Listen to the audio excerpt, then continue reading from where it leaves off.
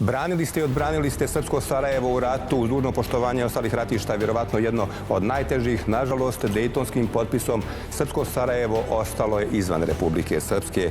Nedavno smo obilježili ovu tužnu godišnjicu. Kako vi posmatrate na taj period? Sarajevski Srbi su sasvim sigurno najveći stradalnici u odbrambeno-otadžbinskome ratu i ta epska epizoda egzodusa 157.000 ljudi za 2 mjeseca u nemogućim uslovima u kome su iznijeli par vreća, zavežljaja, svoje mrtve, vjerujući u Republiku Srpsku. 78% teritorije Sarajeva je bilo srpsko. Sve su to zanemarili. Naši očevi, djedovi su godinama ulagali u infrastrukturu tog Sarajeva. Sve smo mi to ostavili zarad Republike Srpske. Ponosni smo na to. Kažete zarad Republike Srpske? Tako je.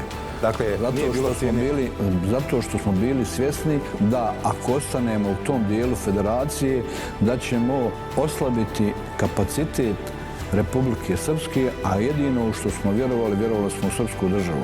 Jer nema života srpskom narodu bez srpske države, to je kroz istoriju naprosto tako i ne može biti drugačije.